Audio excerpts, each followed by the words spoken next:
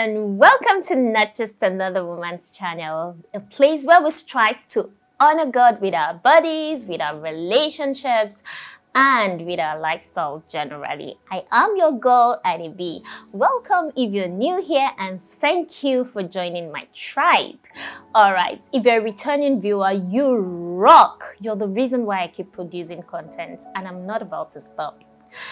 I needed to tell you guys this. So if there are things you would like me to talk about, maybe in my subsequent videos, whatever you think I should talk about, please put it on the comments.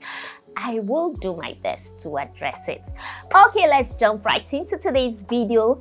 On today's video, we're going to be looking at various ways of managing expectations in a godly relationship. Okay, so boy meets girl, girl meets boy. We're in a godly relationship, right? There is a lot of expectation, and if these expectations are not properly communicated, it will lead to problems, issues, misunderstandings, fights if not managed. Okay, so managing expectations is crucial for dating couples, especially for those preparing to start a life together. Here are 7 major ways intending couples can manage their expectations.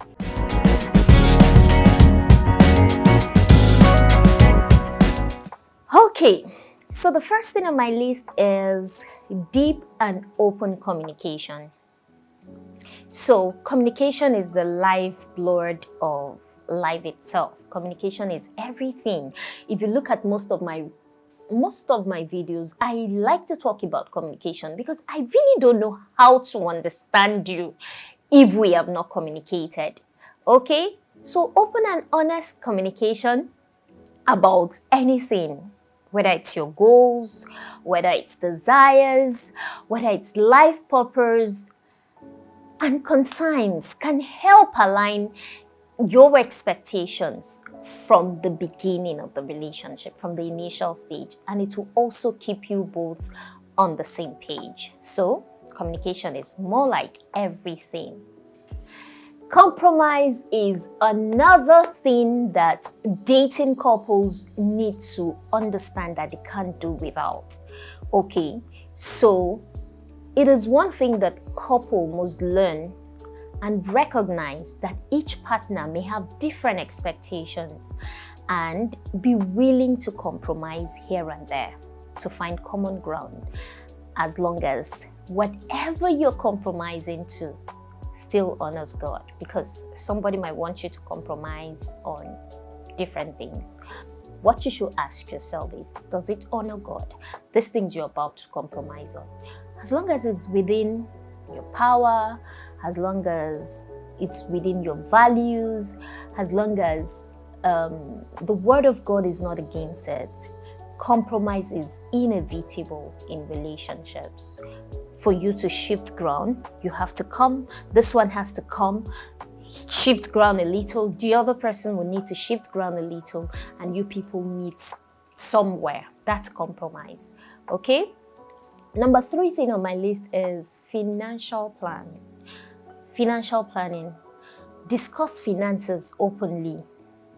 Finance is one of the things that causes major problems in relationships. So, talk about mutual financial goals and create a budget to avoid misunderstandings. A lot of couples will say that, how about having joint account or something? If it works for both of you, talk about it. If you don't think it will work for both of you, still talk about it to avoid conflict in future. Okay? Number 4 on my list will be shared responsibilities. Remember, we're talking about expectations, right? So clarify roles and responsibilities within the relationship and talk about things no matter how seemingly small it is. I like to say this, like, talk about it. As long as your head, your mind can perceive it and conceive it, you can talk about it. Talk about your career ambitions, talk about family obligations, talk Just talk. How are you going to raise your children when you get married? You're a dating couple, you're going somewhere. Your finances, where are you going to live? How many children do you want to have? What school are they going to be in? What church are they going to attend? Just talk about it, no matter how seemingly small it is. Communicate. Number 5 thing on my list will be personal boundaries. Okay, so this is one expectation that needs to be looked at critically. Respect each other's boundaries, individual needs, and discuss how to navigate personal space, how to navigate your time apart within the relationship. I don't know if that makes sense. I'm trying to look for a good example for that. Personal space can be, oh, this person you're not married yet, you're in a relationship. This person doesn't always want you in their space, even though they enjoy your presence, they enjoy your company, but sometimes they want to be left alone because they have other things they're doing.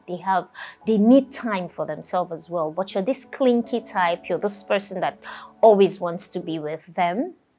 You should be able to respect their personal space and give them the time to spend time with themselves. And that's why I will always say that it's better for every single person to enjoy their company, first of all, before you are joined with another person. Because if you don't, you will always want to be clinky. You always want to be around another person when you're in a relationship with them. But personal boundary is something that needs to be looked at. It's part of the expectation. Because this other person might be thinking, oh, I want to spend time with you because I love you. And this other person might also be thinking, I love you, but I have meaningful things that I have to do without you in the picture. So you should be able to respect that.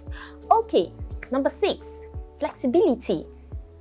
Understand that expectations may change over time, and be flexible and willing to adapt to new circumstances or changes together.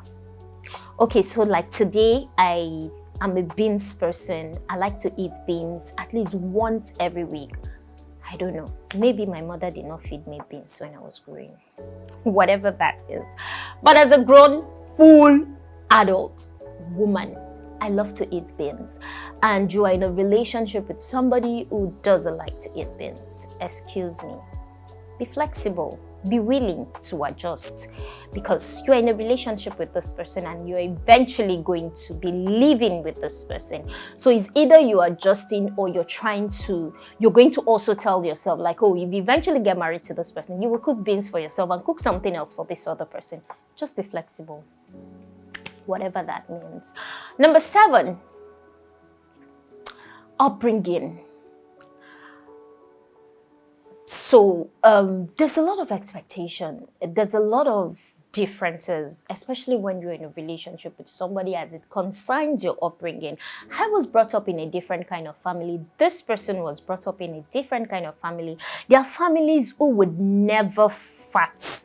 Ew. Okay. All right. So they will never fight where anybody is. And there's these other people, they fight for a living. They fight for each other. They're on the bed, they're fighting for their siblings. Everybody laughs about it. It's really nothing. And then you meet somebody who's very conservative and wouldn't even joke with such things. Talk about it. They are not bad people. It doesn't make them. Just talk about it. This kind of things can cause unrealistic expectations and may cause a lot of damage if not properly managed and communicated. Okay, I think I've been able to convince and not to confuse you that expectations needs to be communicated anyhow you look at it. Okay, thank you so much for being here today. Until I come your way again, don't forget that you're not just another woman, you're the king's daughter, you're royalty. You are loved by a good God. See you on my next video. And don't forget to subscribe and join my tribe.